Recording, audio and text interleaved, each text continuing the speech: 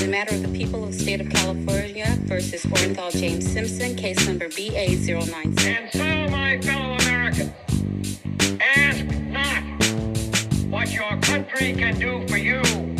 Ask what Boom, you Taylor, can happy do for your Super Bowl country. Sunday. How are you?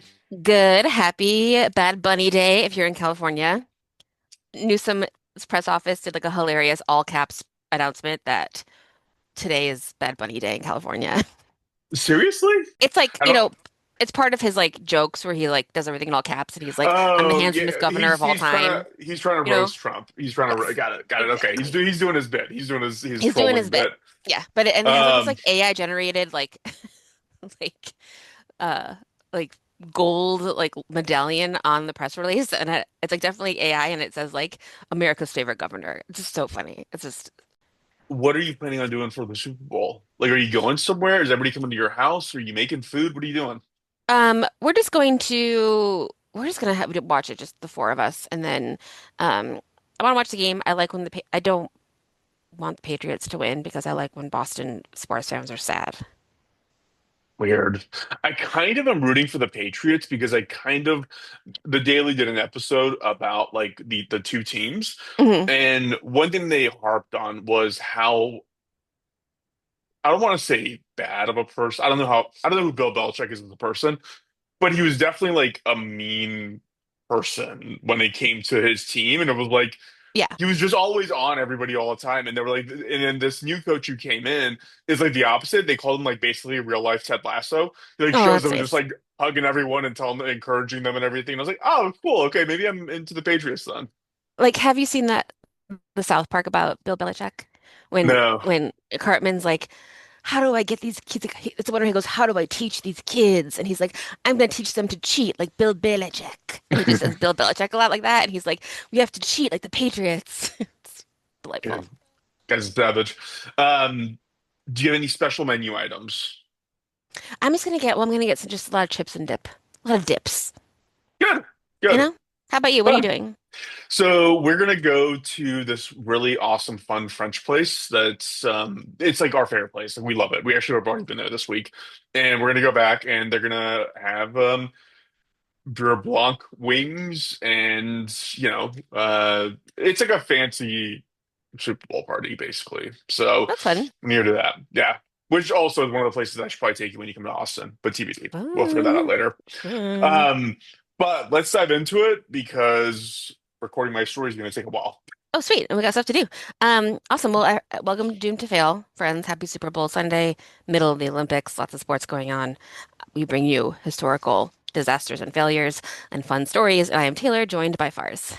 Yes, I'm here and we are going to be talking or hearing Taylor. I have a really fucking cool story to tell you for Black History Month. Yeah, let's hear it. Have you heard of U.S. Congressman Robert Smalls? And when he wasn't a congressman when he did this, but he stole a ship and sailed himself and his family to freedom during the Civil War. You know what? I think we have talked about him We don't think in passing. We haven't done a full story about him, but we talked yeah, about yeah, him. yeah. Yes, yeah, yeah. I remember this. It always comes up, I feel like, on things where it's like, why isn't this a movie? And it does look like it's been optioned to be a movie a couple times, and that they're like working on it, but it should definitely like be a movie because it's really fucking fun. So, Robert Smalls was born on April 5th, 1839, in Beaufort, South Carolina. It's spelled Beauford, and I feel like Buford. Buford, But then there is a Buford, Buford. I think there's a Bufort in like Beaufort. Indiana or something. Yeah. And I'll also like, say that with a South Carolina accent or whatever. But he was born in South Carolina in 1839. His mother was an enslaved woman named Lydia Polite, and his father is unknown. It could be it could be the person who enslaved their family. It could be that person's son. It could be another person. Like no one knows exactly like who his father was. But his mom seems like very smart, very forward thinking. One thing that she taught him that is something that like have you ever heard the of Gullah as a language and Gullah people? I have, yeah.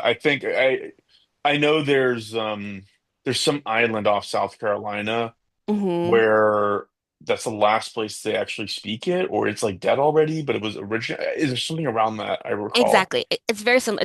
That's almost it. So Gullah is, an African American population that's in the coastal islands of like South Carolina, Georgia, Yep. North Carolina, and Florida. And I heard about it. There is a kids show from the 1990s called Gullah Gullah Island, and it's like a black couple and their family, and they talk a lot about like the Gullah culture and stuff, and it's really sweet. And I forgot about it until today because I remember watching it when Florence was younger. So he's part of like that community of people, as well as living in Beaufort, Buford, and with his mother. Um, they were enslaved by a man named Henry McKee, and McKee liked uh Smalls. He liked him like as a kid and had him, working in the house and in the house around him, which is like maybe part of the speculation that he could have been the father, that kind of thing.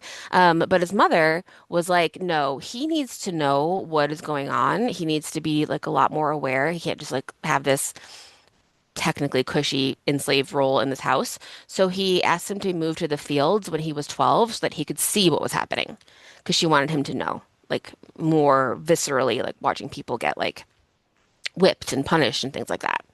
Um, After that, she asked if he could be hired out to work in other jobs. And so the way that it worked is he was enslaved by Henry McKee and so enslaved by McKee, but he would be hired out as like a lamplighter in town, or he worked at a hotel, and eventually he started working on boats. But there are things like when he worked in some of his jobs, the compensation was like $16 a week, but he only got to keep $1 and McKee got $15 of his Damn. salary, you know? So like again, you cannot like build a life with that. You're still very much enslaved by this person, even though you're Is like, this the time period when $1 was worth like $1,000? um, yeah, yeah, absolutely. Okay. There's a little bit later where there's something that's like $800 is like $30,000. So yes, it's still like he would have been making like a He lot would of have been his, making a decent living. I mean, if he kept the yeah, whole 16, he would have been making a great living.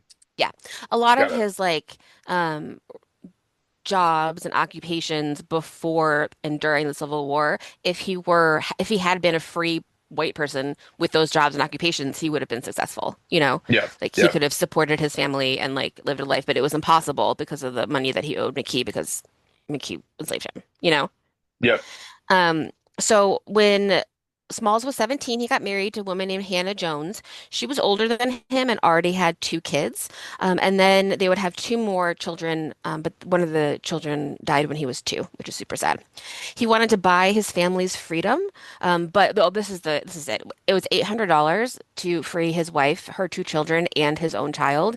And I believe himself. I'm not sure if he would have remained enslaved, Wait, but they that was could do that? They could buy their own freedom? yeah, you could buy like you could as like one member of the family, you know, pay for the rest of your family. Like you basically are buying them, you I know, never and then knew setting that them was. free. Wait, But so he's but he wasn't free. no, but he would have been able to like do that for them. But he would stay a slave. Yes.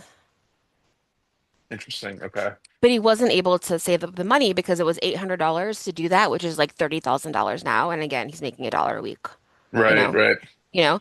So again, yeah, yeah, like he would have been successful if he was allowed to be, but he was not.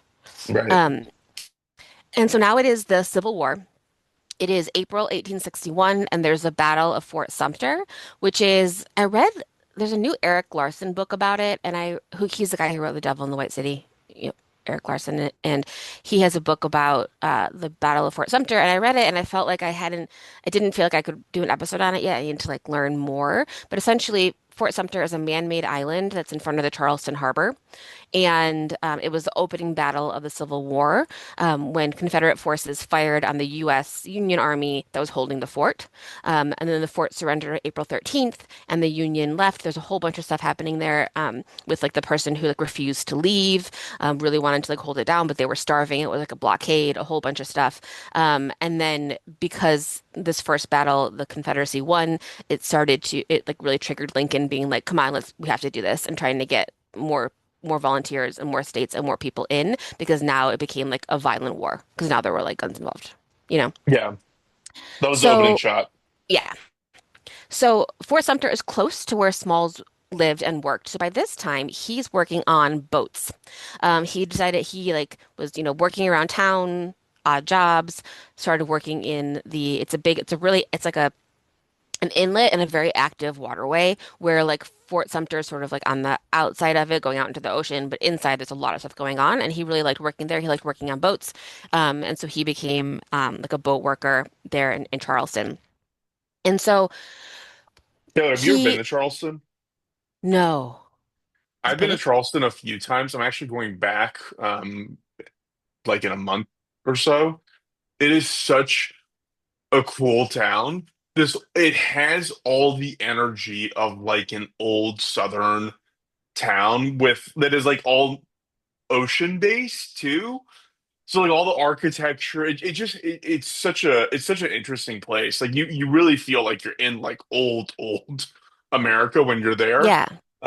There was one event I went to there, and they had like oyster chuckers walking around, like people just walking around with a bucket of oyster, and they had holsters that had like vinegar and like sauces on them, and they would just walk by and like, yeah, I'll have an oyster, just take an oyster out, chuck it right there, and then spray with sauce. It was so cool. That is You should so visit. that is so gross, but I get it. I guess that that's cool. You're And I anti bet, oysters? yeah, ew, oysters are disgusting. They taste like the sea. Why would I want to taste the sea? Oh my God. No, Hot take. I'm a Okay. hard no. Um, Coconuts and oysters. Who would have thought? All right. ugh. So, but to your point, I bet it looks ex very similar to what it looked like when Smalls was working there. You know, Probably. yeah. Like I Probably, don't think it's yeah. very different. I think you're right. It's like a, an old-timey, maritime-y town. So he's working on a boat. It's called the CSS Planter. And in my brain, at first I was like, this must be a pirate ship. Like my picture of a boat during the Civil War would be like, oh, it must have like sails. I mean, boats had sails during this, but the boat that he worked on was actually a steamship. It was a 147-foot steamboat, and there are pictures of it, and there are pictures of Smalls. So like this is not super long ago in our history that this all happened. But he it's like it kind of looks like a boat you'd see on like a river, and it has a big chimney in the middle and like lots of coal to like make it work. So like the when you look at the pictures of it, like the smoke coming out of it is like super black. It's like a just like a it's a steamship. Yep. And so he steers the boat. That's his job to steer the planter. The goal, what it does, it delivers troops and supplies the Confederacy up and down the coast. It's wartime, and Smalls is like, you know what, I should get out of here. Like it's not obviously not safe for him and his family to continue to live in the South, and he wants to flee and go north. So he begins to plan an escape, not just for himself, but also for his friends and family. And then like again, he's doing a great job. He has a great job. If he was free, he would have higher rank. He would have more money. And then also like, this war is about enslaving people and all this was happening. So he's like, we have to go. So on May 12th, 1862, the planter sails from Charleston's Coal Island, which is an island on a river. So it's like a small enough boat that it also goes into rivers. Like I don't know exactly like what it looks like there, but you can imagine like it's like an inlet from the sea, but also like rivers are connected to it, Right. in in that port. Yeah, So yeah. I mean, if you look at Charleston, that's all it is. yeah, That's why it just smells like the ocean everywhere. Like it's yeah, really awesome. yeah. Um, so he's he's on the boat, on the planter with the people that work with him, and they are commanded by a couple white dudes, and those white guys, the white Confederate soldiers, leave the boat to go on shore, like at night, to like go party in town, which they did often. It like wasn't something that they didn't do. They would often go and leave the boat and leave the enslaved people on the boat to take care of it overnight. Um, those Confederate soldiers who left the boat later, they're going to be court-martialed for this, but it will be overturned and they're not going to like be punished for what happens next. But Smalls and 8 enslaved crew members are on board, and he asks if they can have their families come visit because that has happened before. They're like, "You guys are going into town to party. Can we please have our families over?" And they were like, "Sure." you can have your families. So a bunch of wives and a couple kids come on the boat with them to like hang out in the evening, which was normal and not something that would be suspicious. When they get there, they tell the wives like we're going to escape. Some of them are freaking out, obviously, because they're like, this is super ridiculously dangerous. Harriet, Smalls' wife, knew that he was planning it, but wasn't like didn't know it was happening soon, but was like, okay, like if we're gonna go now, like this is the only time we have to go, we should go. I have a list of people that were on the boat with him from just from the National Park Service website. So there was a 4-year-old girl named Elizabeth Smalls Bamfield, another his wife. Oh, I'm sorry, his wife Hannah, a woman named Clara Jones, a man named Alfred Gordine, Robert Smalls himself, Abraham Jackson, Charles Chisholm, Lavinia Wilson Hagan, Susan Small, she was 17 years old, John Small, and then um, Abraham Alston, Annie White, and then a man named Gabriel Turner, and then another one named William C. Morrison, who we could do a whole other episode on. He was helped escape with the planter, but then also later worked with Harriet Tubman and did more stuff too. So a lot of people like what they went on to freedom in the North. So they at like later in the evening they pretend to bring their families back home so they can say, oh, we saw them leaving the boat and bringing their wives and children back to where they lived, but instead of going back to their houses they circled around and waited on another dock, like just like a little bit down the row of docks, and hid and waited. So the families are waiting, the men are back on the planter, the Confederate soldiers have not returned, and it is about 3 a.m., so it's really dark. Smalls puts on the captain's uniform and a hat. So from, you Wait, know, why did they have to pretend? Oh, so not everybody was enslaved. That's why they had to pretend some of them are going to leave. no, they were all enslaved, but they were like but they pretended to leave so they could so it wouldn't be suspicious. So like no one would say like, oh, these families never left the boat and like go tell the other guys. Oh, so other people were there too. Okay.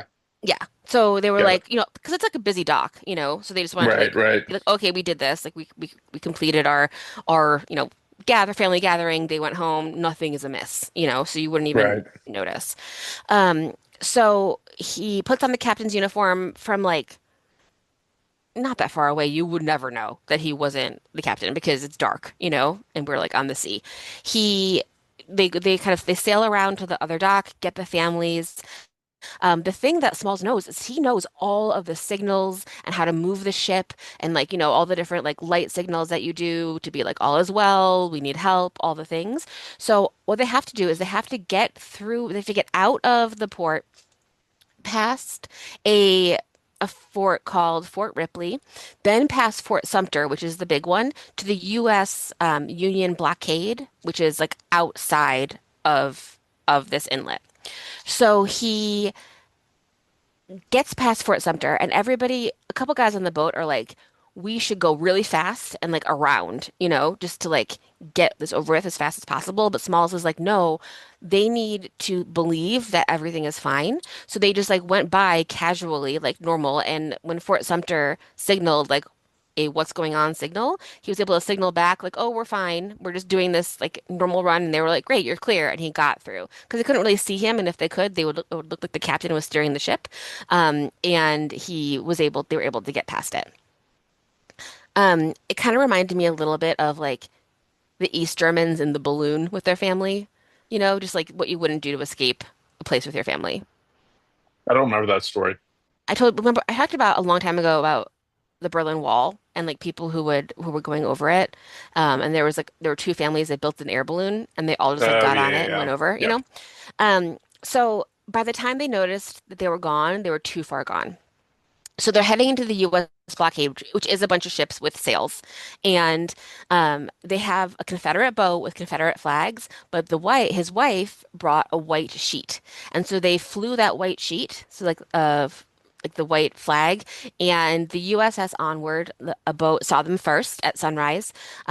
They saw them sailing north with their bed sheet. They got closer, and someone was like, "Hey, I see a white flag, but I don't see any white people." So they were like kind of looking at the boat as it came closer. On the ship, the people were dancing and singing. They were looking across the water towards Fort Sumter and like swearing at it, which is fun because they were like finally past it. And a witness said that when they got closer, Smalls came forward and said, "Good morning, sir. I've brought you some of the old United States guns, sir," because he brought a whole bunch of guns with him on the boat.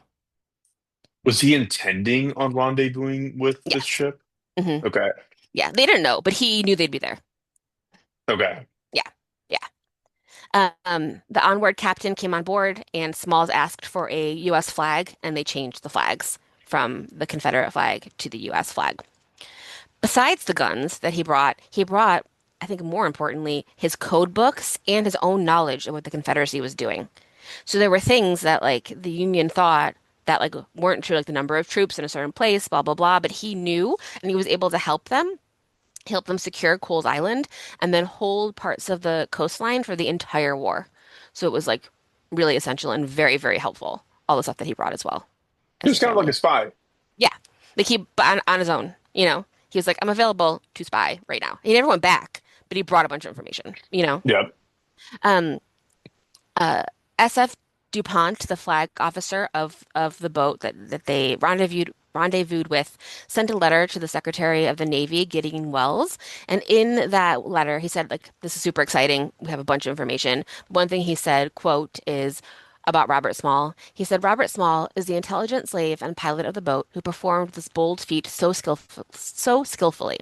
This man, Robert Small, is superior to any man who has come into our lines. His information has been very interesting, and portions of it of the most important. The steam is quite an acquisition to the squadron by her good machinery and very light draft. We shall continue to employ Small as a pilot on board the Planter for inland waters with which he appears to be very familiar. I do not know whether, in the view of the government, this vessel will be considered a prize. If so, I respectively submit the claims of the man Small. So basically, he's like, this guy's great. He's going to keep working here. And they get a little bit of prize money for bringing in Bringing the this boat. ship. Yeah. Yep. And by the way, this on when he does this, he's only 23 when he does Insane. this, you know? That's insane. Yeah. But So, again, like times are different, right? 23 yeah. to them is like 40 to us. But I mean, yeah. he's been through a lot. So him and his crew do get some of the prize money. It's like $50,000 in today's money for bringing the boat over. The Confederate news was like they got away, but there were white people helping them because it was embarrassing that like they were able to do it on their own. But obviously, it was just enslaved people who were able to get free. Smalls would go to DC and work to help formerly enslaved people there. Also, when he actually did the stealing of the boat and this whole escape, he didn't know how to read and write, but he learned. He would learn like in the years afterwards how to do those things. He went to DC. He also talked to Edwin Stanton, who's the Secretary of War, and was really influential in persuading Lincoln to let formerly enslaved people or black people at all fight. And they soon after assigned the first 5,000 black men to the Union Army. So he was like a big part of that. He would by his own accord, Smalls was in 17 battles of the Civil War. He was a pilot of several boats, one of them called the Crusader. He worked to remove some of the sea mines that he had put down was on the other side. So the planter, one of its jobs when it was on the Confederate side, was to plant like bombs in the ocean that boats would bump into and explode, you know? And Right. so his job in the Union side was to get rid of those because he knew where they were, which is cool. Kind of like those guys. Remember those? What those? Didn't you tell me about guys in Japan who were blowing up bombs? Did you tell me that? I don't think so. I feel like I remember at some point we told a story of men whose jobs were to like find bombs and blow them up. Or no, that might have been in the newest Godzilla movie. It's interesting that we've done so many episodes that we literally forget our own episodes at this point. I know. No, I actually think it was in the Godzilla movie, but I think it's a real job. You know, like you blow up, you find bombs and you blow them up. Yeah, of Um, course. so he did that. he did get to use the planter again, which is so fun. He got to be captain of it for real. Um, but they're obviously like it's not perfect. He was the captain of the planter, but it was like murky. He got paid, but it's not clear if he was really part of the United States Navy. Later, he would try to get a Navy pension, and they were like, "Well, we're not really sure." And it took an act of Congress in 1897 to finally give him his pension. But again, that was like 30 years later, you know. So It's crazy. still had to like fight for that. That's And insane lobbying. I know. In 1863, the planter almost surrendered. They were kind of stuck in the middle of a battle, but Small said, "Absolutely not. We got to fight our way out of this because if my crew get sent back to the South, like we're fucked. We can't. We're not doing it." So they were able to get out of that. Later, the planter would sink under different command on March 25th, 1876. Small said it was like losing a member of his family. In the 2020 something, they said that they found the remains of the planter at the bottom of the ocean. You know, like all the shipwrecks that are down there, but maybe it was down there. So the war is in May 1864. The war is almost over. Smalls becomes an unofficial delegate to the Republican National Convention in Baltimore. And now the war is over. It's April 1865. Smalls goes back to South Carolina. He goes back to Beaufort. He buys the house of the guy who had enslaved him and his family. The taxes hadn't been paid, and he was able to buy it and keep it and have his mother live there. So he was able to have his mother live at the house where she had been enslaved her whole life and, just live there normally. He did let the widow of his enslaver live there when she was older as well, which is nice. He didn't have to do that. Yeah. He works on his own literacy. He builds a school. He starts businesses. He invested in horse-drawn railways, which is like a trolley with a horse, and it looks wild. It's like a huge trolley with a horse as it go around town. He owned a newspaper, just like doing good stuff there. And then he started the South Carolina Republican Party. And some things that he said about the Republican Party, he said, quote, "the party of Lincoln, which unshackled the necks of our 4 million human beings." And then, just to talk about politics for a second. In the 1912 presidential, which was a big one much later. That's the one where Wilson won. He was a Democrat, and that started World War One. That's the one where TR came back for a third term as a progressive candidate against his like former best friend Taft, who was a Republican. So it was a whole thing, but Wilson won. Before that, Small said, quote, "I ask that every colored man in the North who has a vote to cast would cast the vote for the regular Republican Party and thus bury the Democratic Party so deep that there will not be seen even a bubble coming up from the spot where the burial took place," Jeez. which is fun, Jeez. That's um, harsh. and way harsh. So then Small starts a career in Republican politics. He joined the South Carolina House of Representatives in 1868. He was a delegate at several RNCs. He was the vice president of the South Carolina Republican Party. He was in 1873. He was appointed lieutenant colonel of the 3rd Regiment, South Carolina State Militia, which is wild. In 1874, he went national. He was elected to Congress's 5th district, later the 7th district after some gerrymandering, but in South Carolina. He did put up a bill to let men join the army with no distinction on race, but that wasn't brought for a vote. What does that In mean? like just they the U.S. Army is going to be segregated like well into World War II. He was just trying to say like let's not do that Oh, okay. anymore. Okay. Okay, no distinction as in don't consider race. Yeah, Okay, got it, yeah, got it. Okay, yeah. sorry, I But misunderstood. yeah, but that didn't come up for a vote. But he was there, so he was in D.C. He's a congressman. In 1877, there was a controversy. Some Democrats accused him of election fraud because he took a printing contract. 'Cause he was also a printer, but they pardoned him, and he wasn't convicted of anything. He was in and out of politics, but still very, very active. His wife passed away in 1883, and later he remarried a woman named Annie Wigg, and they had one son. Guess what year that son died in? It's gonna be insane. It's gonna be like 2020. It's 1970, but still, Okay. that's still wild, right? So, like, this man's son died in 1970. His great-great-grandson, Michael B. Moore, ran for South Carolina 1st Congressional in 2024 as a Democrat, but he lost. But, like, still, cool. Smalls died of malaria and diabetes on February 23rd, 1915. He was 75. He's buried in Beaufort, South Carolina. His monument says, quote, "My race needs no special defense, for the past history of them in this country proves them to be the equal of any people anywhere. All they need is an equal chance in the battle of life. In South Carolina, May 13th is Robert Small's Day, and there are lots of monuments and ships and such named after him, of course. Um, And I'm gonna yeah. have to be on the lookout for that the next time I'm there. Um, Yeah, you should. Oh, yeah, send me some pictures when I'm sure you'll like, now that you know, I feel like you'll notice, you know? it's hard to know who is who. There's monuments everywhere. It's like I don't. Oh, When I was in London, I was just like, do I care about this person? Do I not? Like, so, anyways, yeah, no, no. totally. This guy lived a lot. He really packed in a lot in those 75 years. I mean, it's wild to like be a very active part of the Civil War and then also be active in politics when like Wilson's elected president. So You know? wild. Like that So is wild. the time between the Civil War and World War One is so small. It's like it feels like such wildly different periods, and like for a lot of reasons it is, but for a lot of reasons it's not that far between, you know? Yeah. Yeah. It's Are really you wild. are you gonna do you have another one teed up for Black History Month? No. Okay, if you need ideas, I would throw an ideas out there. I think it's called Lake Leonard. Oh Have you yeah, heard of yeah, yeah. this? This is like the fuel of horror story nightmares that I think would be Hmm. really interesting to cover if you're Yeah. interested in it. I'm just throwing it out No, there. I think I will. I think yes, I know what you're talking about, and that is a good suggestion. I think there's something about it that's so scary. Like, I mean, besides the atrocity of it, think about it today, and like people are like in there, and it's just like, do y'all know what's underneath you? It's There like it's terrifying. there is, I think maybe we said this as well. I'm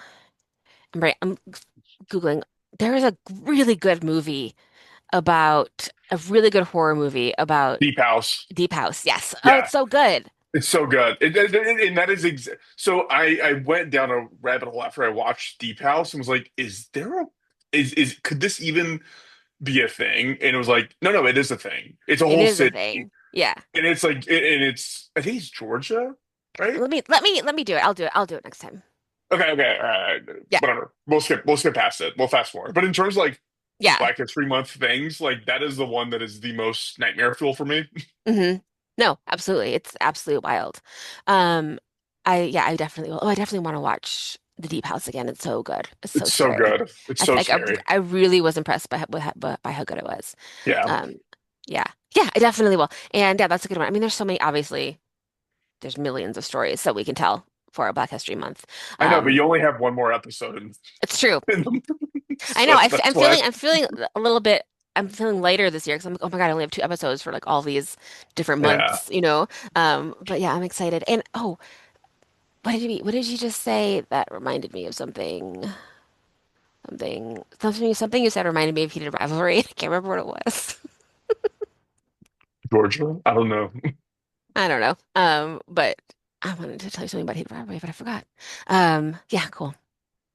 That's all. Sweet. That's my story. It's great. I'd love to watch that movie because it's super fun to be like, oh, we're sneaking past this thing and, you know, just getting out of there and getting the family out of there and just moving on to success and helping people learn how to read and So all the things. It's so great. I agree with you. I will say that with all those like I don't know, I'm probably not the target demographic, but like with all those movies that are like based in that timeline with that kind of like an overarching theme, they're all like sad. And it's like can't someone like get Michael Bay to direct this? Like that feels Yes. appropriate.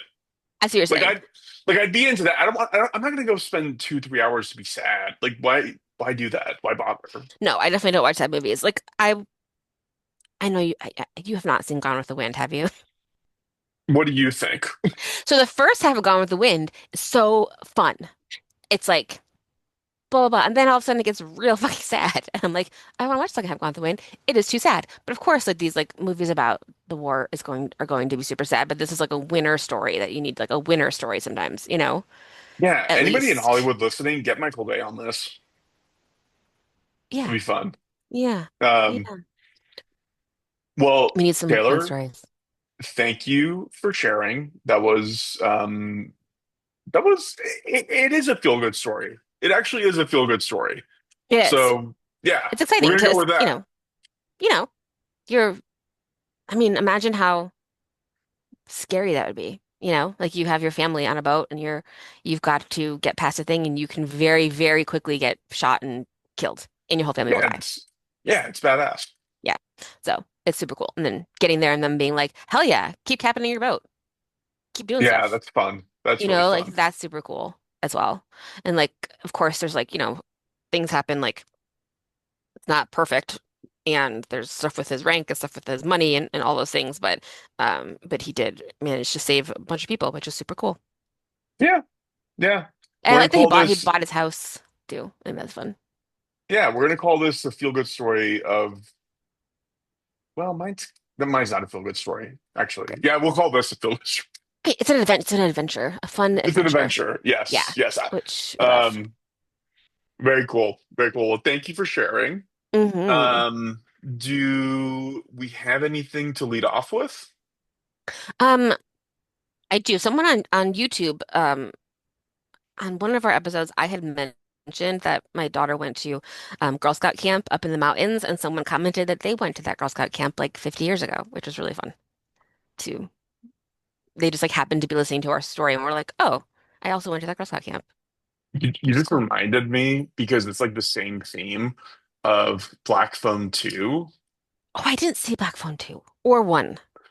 Okay, Black Phone 1 was pretty good. Black Phone Okay. 2, it's all about like finding like this 50-year-old winter camp that kids go, whatever. Your story, what you just said, remind me of that. It is unequivocally one of the worst movies I've ever seen. The dialogue, Oh the no. acting, the Uh, story, the like, it's so stupid.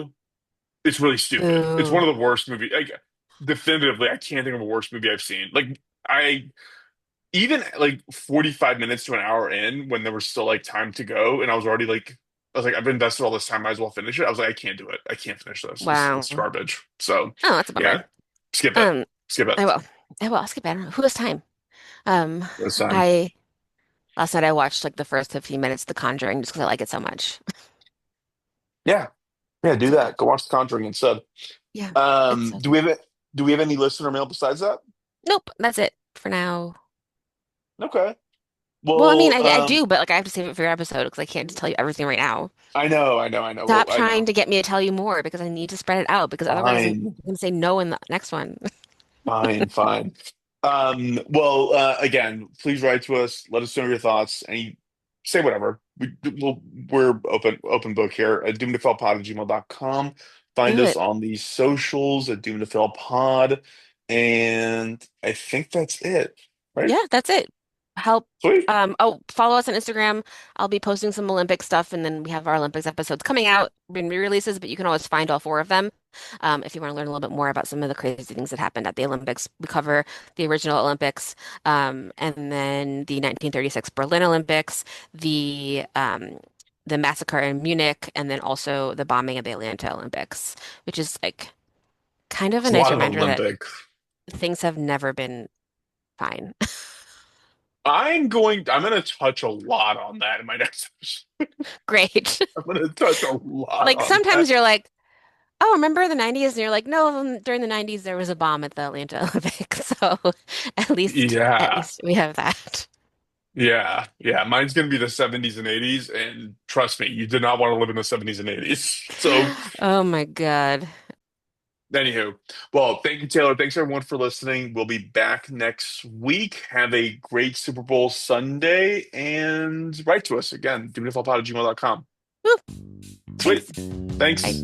Bye. Bye.